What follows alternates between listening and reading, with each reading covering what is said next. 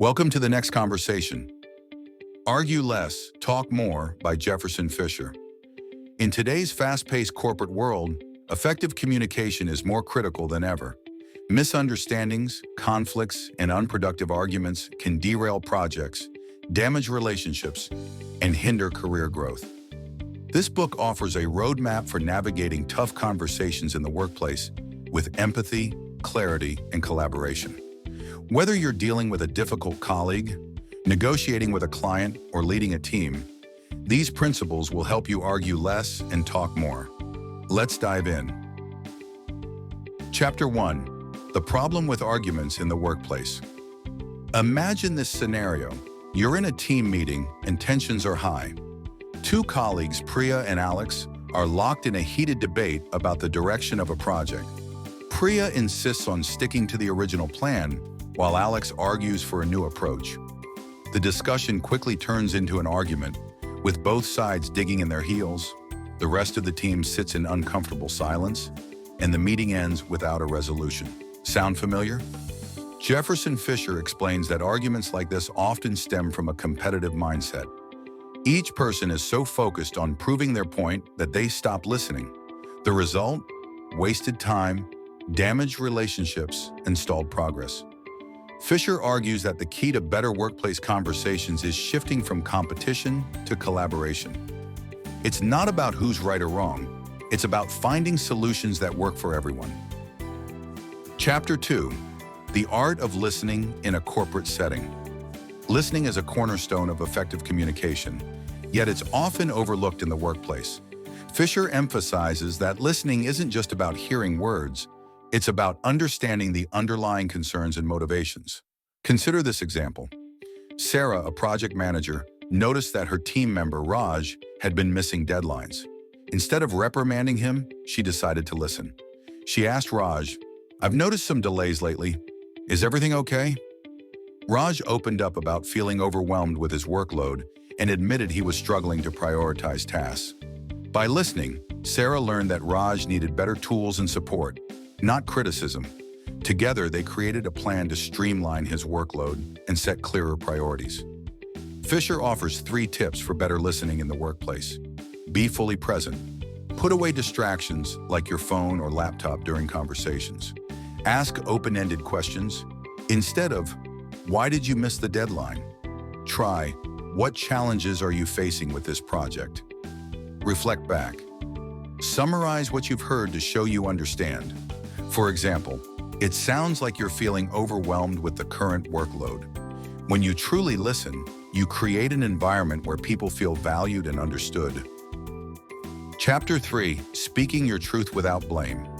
In the corporate world, expressing your thoughts and concerns is essential, but how you do it matters. Fisher introduces the concept of I statements, a way to communicate your perspective without blaming or accusing others. For instance, instead of saying, "You never follow through on your commitments," you could say, "I feel frustrated when deadlines are missed because it impacts the team's progress." This small shift in language focuses on the impact of the behavior rather than attacking the person, making them more likely to respond constructively. Let's look at another example. Emily, a marketing director, was frustrated because her colleague, David, kept making last-minute changes to campaign materials. Instead of snapping, "You're so disorganized," Emily said, "I feel stressed when changes are made at the last minute because it disrupts the workflow. Can we find a way to streamline the review process?" David was surprised. He hadn't realized how his actions affected Emily. This opened the door to a productive conversation about improving their collaboration. Fisher reminds us that speaking your truth isn't about being passive or aggressive. It's about being assertive. It's about expressing your needs clearly and respectfully. Chapter 4. Finding common ground in the workplace.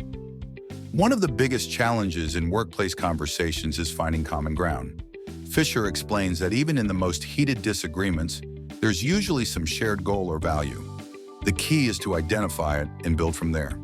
Take the case of a sales team debating whether to focus on acquiring new clients or retaining existing ones.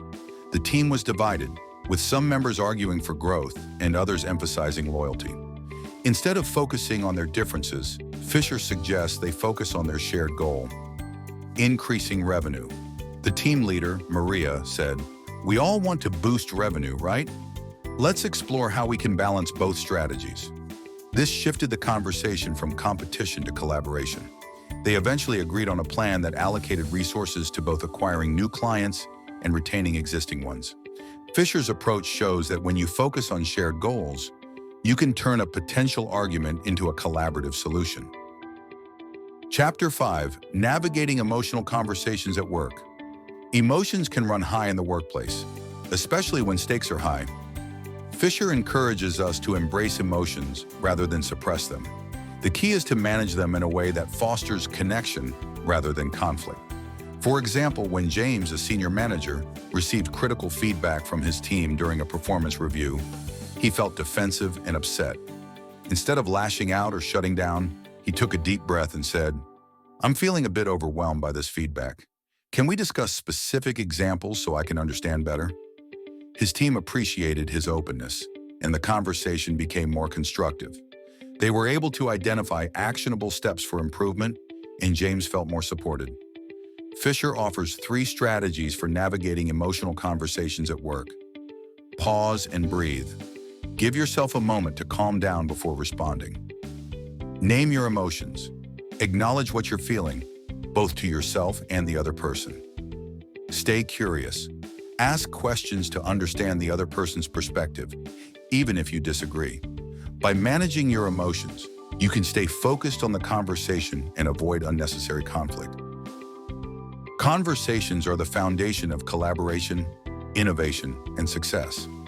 Yet so often we approach them as battles to be won. The next conversation reminds us that communication isn't about winning, it's about connecting. By listening deeply, speaking your truth without blame, finding common ground, and navigating emotions with care, you can transform the way you communicate at work. Whether it's with a colleague, a client, or a team member, every conversation is an opportunity to build understanding and drive results. Thank you for joining me on this journey through the next conversation. Argue Less, Talk More by Jefferson Fisher. Remember, the next time you're faced with a disagreement at work, take a deep breath, listen with an open heart, and choose connection over conflict. For more audiobooks and book summary, subscribe to the Corporate Stickman channel and click on the notification bell to keep yourself updated on more self-improvement videos.